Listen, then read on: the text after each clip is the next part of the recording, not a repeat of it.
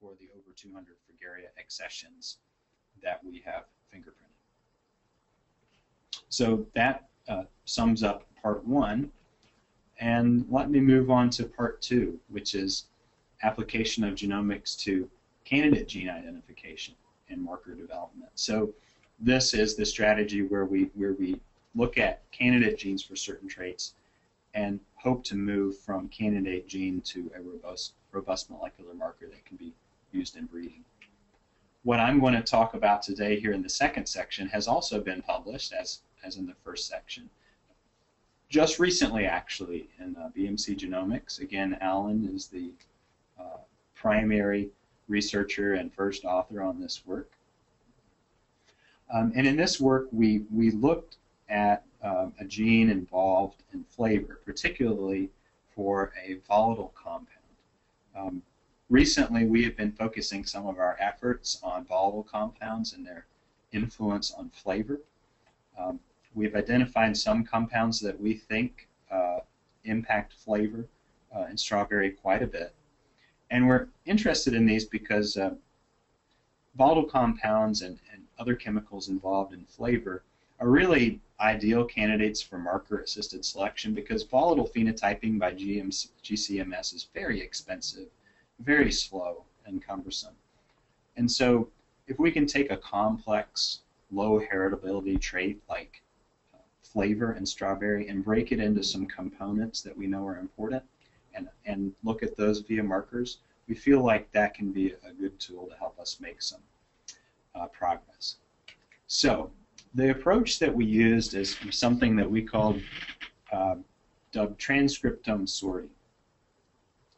And in the first step of this, what we did is to use GCMS to identify some potential parents that have presence and absence of particular fruit volatiles.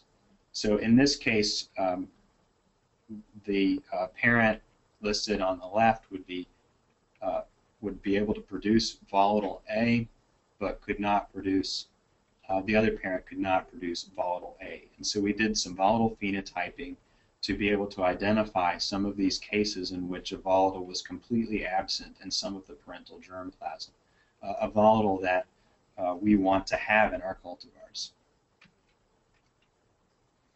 And then we simply cross these two parents exhibiting the different volatile profiles and then score their progeny for the volatile. And we always score by making multiple harvests, usually at least 3 harvests in a given season, since volatiles can be quite variable depending on environmental conditions. But essentially what we do is try to identify a certain set, usually about 20 individuals that are segregating for multiple volatiles at one time. So in this example, we have progenies 1 through 5. 1 and 2 are present for volatile A, and 3 through 5 are absent, and so forth. In the third step, what we do is we do harvests and divide fruit samples between GCMS analysis and then take the other half of multiple fruit of each progeny and prepare them for RNA sequencing. So we're using, in this case, RNA-seq on the parents and the select set of segregating individual progeny.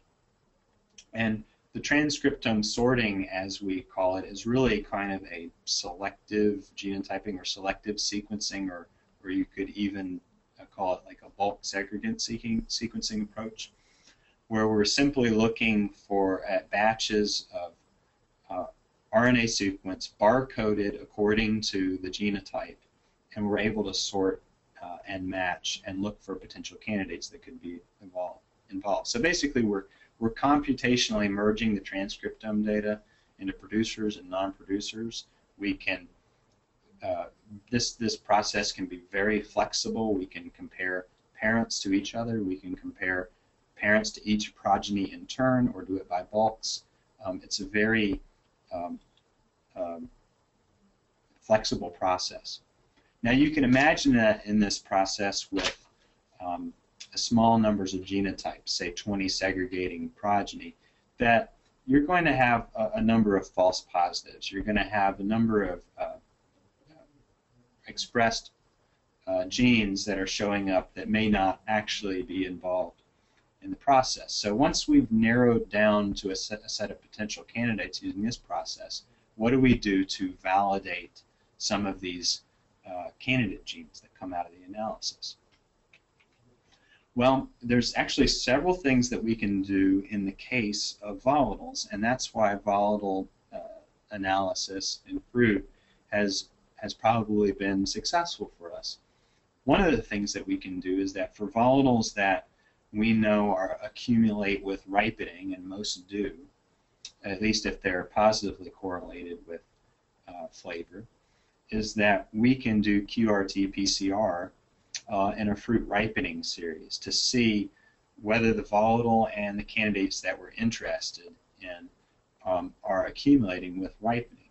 If they pass that test, we can also look at the presence or absence of the volatile and the transcript in a number of different environments because volatile production does depend on environments within the same parent or same set of parents. And if we have a pass in that regard, we can go to the broader germplasm and look at presence and absence of the volatile and larger germplasm and the presence and absence of the candidate gene. Now, in this case, for what's published in this report, we were looking at a volatile called gamma-decalactone, which is also important in peach, and in strawberry it gives a nice fruity, sweet kind of odor or flavor when eaten. And it's present in high concentrations in some of the most highly flavored cultivars that we have in our program. The cross was between a Florida cultivar called Eliana and a French cultivar called Mara des Bois. And Eliana was the producer for gamma-decalactone, and Mara was the non-producer. And this just shows abundance of gamma-decalactone across GCMS analysis that were conducted from 3 different harvests within a season. And we got a number of different patterns of accumulation among a number of the segregating progeny. But most importantly, we've got a number that had that were just completely undetectable in all 3 harvests. So we were clearly able to identify presence and absence. This is the minimal set of segregating genotypes that we identified. And so you can see there are a number of non-producers on the left and others that produce moderate to high amounts on the right. And you can see the parents, Eliana and Mara, listed there. So our RNA-seq data came from this set. And after doing the transcriptome sorting approach and the validation approaches, here was a summary of the results. In the Fragaria-Vesca reference genome, there are about 34,000 predicted genes, 17,000 of which have some transcript evidence. Between our 2 parents, Eliana and Mara, we detected 2,200 genes that were differentially expressed. But after doing the sorting of the transcripts, we really came up with one gene candidate that was validated using RT-PCR through fruit ripening and environmental series. Then we were able to develop a molecular marker within that genic sequence that segregated perfectly with the phenotype in a number of F1 and BC1 progenies. And so what was really exciting is that this one candidate, which is a putative fatty acid desaturase, was the candidate, and primer pairs did not amplify, a number of different primer pairs did not amplify in this region in non-producers, which selected basically in non-producing genotypes there's a deletion perhaps or a large insertion or something of that nature in this gene. And so then we were easily able to just design primers in the genic region to develop a functional marker for this candidate gene, the one that I just mentioned that we validated in a number of progenies. So here's just a visual of this marker. So the bottom band is a control band from another primer set that's introduced into each PCR reaction as a control.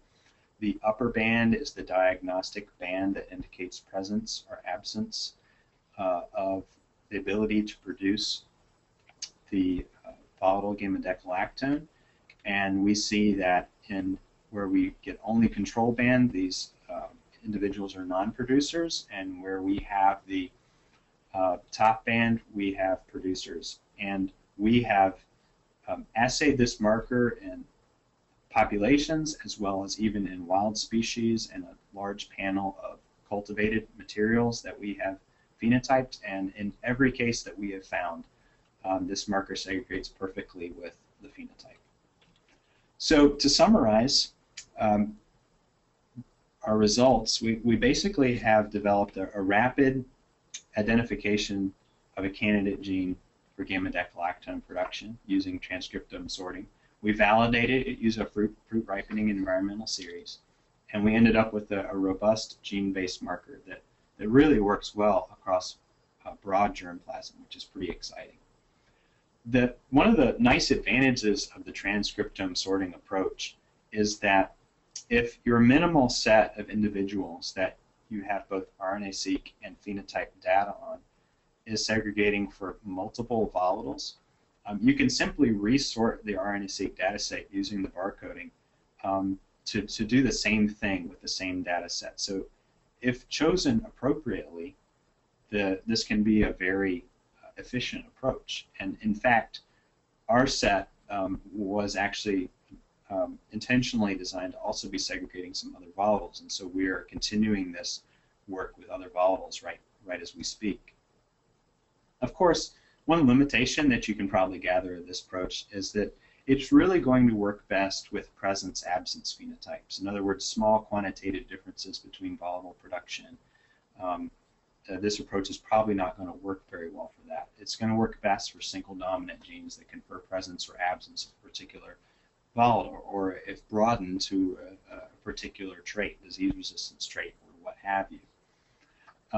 But you know, in terms of volatiles, we feel like the volatile targets that tend to be highly present and absent in our breeding germplasm is really where we can make the most bang for our buck anyway, where we have volatiles that are clearly absent in portions of our germplasm, but they are desirable, and we want to increase the frequency of the ability to produce those volatiles. And so those are the targets that we're going after as a first step. So with that, I'll conclude part 2 of the webinar. And finally, I want to address part 3, which is